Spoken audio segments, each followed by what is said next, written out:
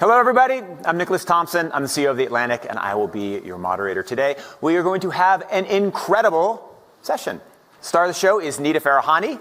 She is a futurist and legal ethicist at Duke, and she's so smart and so interesting. You're going to learn a ton. This is how it's going to work. We're going to watch a short video. She's going to come on stage and talk, and then we're going to do a little Q&A, questions from the audience, and that'll be a wrap, and you'll leave enlightened and excited. So first off, a video. It's going to make you see the future and understand a wonderful future where we can use brainwaves to fight crime, be more productive, and find love. Let's roll. You're in the zone. Even you can't believe how productive you've been. Your memo is finished, your inbox is under control, and you're feeling sharper than you have in a decade. Sensing your joy, your playlist shifts to your favorite song, sending chills up your spine as the music begins to play. You glance at the program running in the background on your computer screen and notice a now familiar sight that appears whenever you're overloaded with pleasure.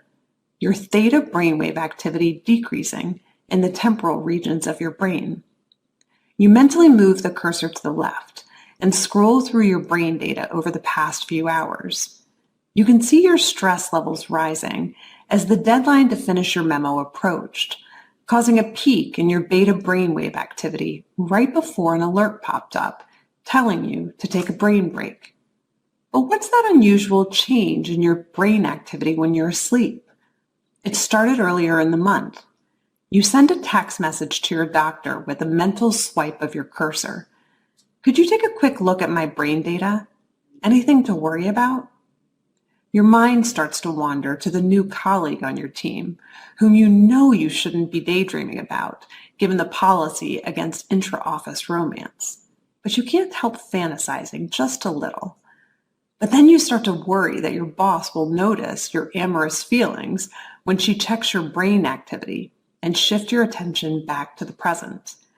You breathe a sigh of relief when the email she sends you later that day congratulates you on your brain metrics from the past quarter, which have earned you another performance bonus. You head home jamming to the music, with your work-issued brain-sensing earbuds still in. When you arrive at work the next day, a somber cloud has fallen over the office. Along with emails, text messages, and GPS location data, the government has subpoenaed employees' brainwave data from the past year. They have compelling evidence that one of your coworkers has committed massive wire fraud. Now, they're looking for his co-conspirators. You discover they are looking for synchronized brain activity between your coworker and the people he has been working with. While you know you're innocent of any crime, you've been secretly working with him on a new startup venture. Shaking, you remove your earbuds.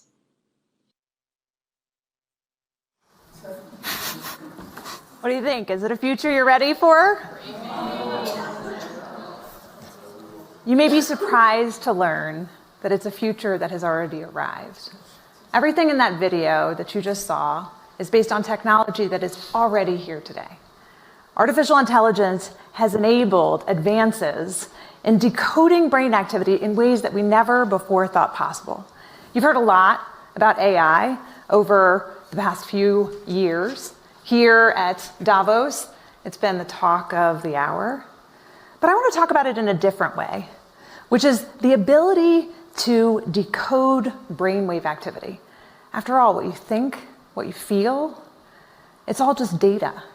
Data that in large patterns can be decoded using artificial intelligence. Consider this. The average person thinks thousands of thoughts each day. As a thought takes form, like a math calculation, you're happy, you're tired, you're hungry, you're elated. Neurons are firing in your brain, emitting tiny electrical discharges. As a particular thought takes form, hundreds of thousands of neurons fire in characteristic patterns that can be decoded with EEG, or electroencephalography, and AI-powered devices. In fact, what you're seeing here is my brain activity while I'm wearing a simple device like the one on the right. We're not talking about implanted devices of the future. I'm talking about wearable devices that are like Fitbits for your brain. It used to be that there was very little we could tell from EEG activity. But already, using consumer wearable devices, these are headbands, hats that have sensors that can pick up your brainwave activity, earbuds, headphones, tiny tattoos that you can wear behind your ear. We can pick up emotional states like, are you happy or sad or angry? We can pick up and decode faces that you're seeing in your mind. Simple shapes, numbers, your PIN number to your bank account.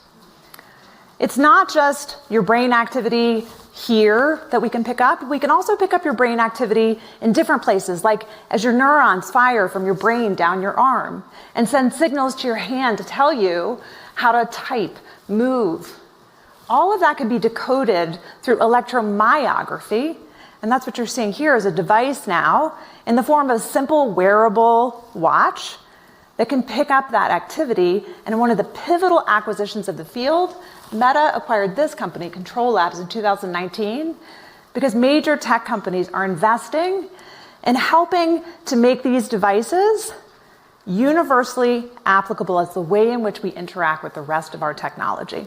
In fact, the coming future, and I mean near-term future, is these devices being the primary way in which we interact with all of the rest of our technology.